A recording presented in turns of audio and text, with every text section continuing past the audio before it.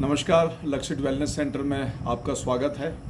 आज मैं बात करूंगा जनरल जो धारणाएं लोगों ने बना रखी हैं, जो माइंडसेट बना रखा है ट्रीटमेंट को लेके, कि जो बात करते हैं एलोपैथी और आयुर्वेद ट्रीटमेंट, होम्योपैथी ट्रीटमेंट। मैं ये बात बताना चाहता हूँ कि जनरली जो एलोपैथिक ट्रीटमेंट है उसकी अपनी मेरिट्स हैं और जो आयुर्वेदिक ट्रीटमेंट है उसकी अपनी मेरिट्स हैं। और जब तक हम इंटीग्रेटिव अप्रोच जो कि नेचर के थ्रू गुजरती हो, अगर हम अडॉप्ट नहीं करेंगे तब तक हम ट्रूली हेल्थ केयर अचीव नहीं कर सकते। नॉर्मली एलोपैथी का जो फोकस रहता है वो पार्ट पर रहता है, यानी स्पेसिफिक टू डिजीज़, वो बॉडी को इग्नोर कर देती है। डेफिनेटली बॉडी के वाइटल्स मेंटेन होने चाहिए, ये इम्पॉर्टेंट होता है। लेकिन जब आयुर्वेद की बात होती है तो वो बॉडी को, या जो लाइफ फोर्स है, जो लिविंग बॉडी है, उसको ख्याल रख के आयुर्वेद काम करता है। वो स्पेसिफिक पार्ट के लिए काम नहीं करता। तो जब हम आयुर्वेदिक अप्रोच लेते हैं तो हम बॉडी को ठीक करते हैं, पार्ट अपने आप उसमें ठीक हो जाता है क्योंकि पार्ट बॉडी का पार्ट है। लेकिन जब हम एलोपैथिक अप्रोच यूज़ करते हैं तो हम पार्ट को ठीक कर लेते हैं, पर उस प्रोसेस के अंदर कई बार बॉडी में बहुत सारे साइड इफ़ेक्ट हो जाते हैं। तो इसको बैलेंस बनाना बहुत ज़रूरी है और ये एक इंटीग्रेटेड अप्रोच लेनी बहुत ज़रूरी है।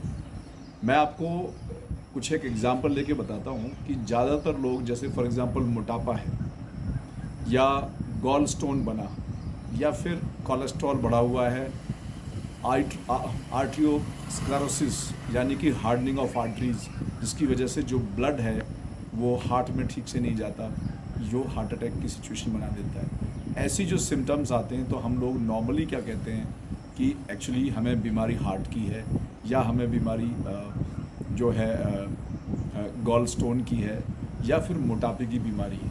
पर फैक्ट ये है कि ये एक्चुअली में रिजल्ट है, सिम्टम है। उसके पीछे जो कॉजेज़ हैं उनको हम नहीं पहचानते हैं, और उन कॉजेज़ को जब तक हम नहीं ख्याल करेंगे, जो कि एज ए इंडिविजुअल जो आदमी अफेक्टेड है उसी को उसका ख्याल करना है।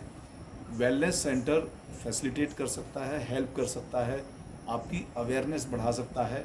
अपने सिस्टम्स जैसे कि नेचुरोपैथी है, पंचकर्म है, पंचगव्य है, और ऐसे बहुत सारे जो आयुर्वेद के सिस्टम्स हैं उनकी हेल्प से आपकी हेल्थ को रिस्टोर करने में मदद कर सकता है।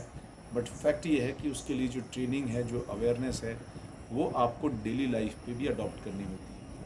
ये बहुत इजी है, लेकिन लोग जनरली थोड़े से इंटिमिडेट हो जाते हैं, थोड़े से उन्हें लगता है कि बहुत कॉम्प्लेक्स प्रोसेस है। पर सही मायने में अगर हम थोड़ी सी अवेयरनेस लाएं तो बहुत ख़तरनाक बीमारियों से हम बहुत आसानी से बाहर आ सकते हैं या उनसे बच सकते हैं। तो बस मैं ये कहूँगा कि जो कॉजेज़ हैं उन पर हम ध्यान दें, क्योंकि इंटरनली जो भी चीज़ें हमारी बॉडी के अंदर हो रही हैं, तो कहीं ना कहीं अगर हम बात करते हैं जैसे गैस्ट्रो इंटेस्टाइनल सिस्टम या जठर तंत्र जिसको कहते हैं, ये सबसे इम्पॉर्टेंट पार्ट है, जिसमें हम खाना डालते हैं, जिसमें हम एंजाइम्स डालते हैं, जिसमें हम तरह तरह के जो हैं बाइल जूसेस डालते हैं, हार्मोनल सीक्रेशंस होते हैं। ये वो जगह है जहाँ पर ज़्यादा एक्टिविटी हो रही है, जहाँ तरह तरह के रस बन रहे हैं, जो कि बेसिकली हेल्थ का एक तरह से बैकबोन है, और इसी से बाकी बीमारियाँ भी कनेक्टेड हो जाती हैं। तो हमें ये समझना होगा कि अगर कहीं ना कहीं आदमी अगर इमोशनली तनाव में है तो उसके हार्मोनल सीक्रेशंस में इशू हो सकता है। उसकी आंतें जो हैं वो धीरे धीरे एक उम्र के साथ में काफ़ी ज़्यादा उसकी एब्जॉर्प्शन कैपेसिटी कम होती चली जाती है, उनकी क्लींजिंग होनी बहुत ज़रूरी है।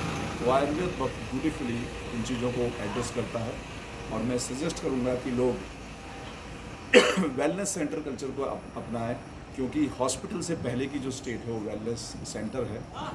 अगर हॉस्पिटल में ट्रीटमेंट कराया भी है तो अपने आप को रिहैब थ्रू वेलनेस सेंटर करें। ज़रूरी नहीं है कि आप एक लंबा समय वेलनेस सेंटर में रहें।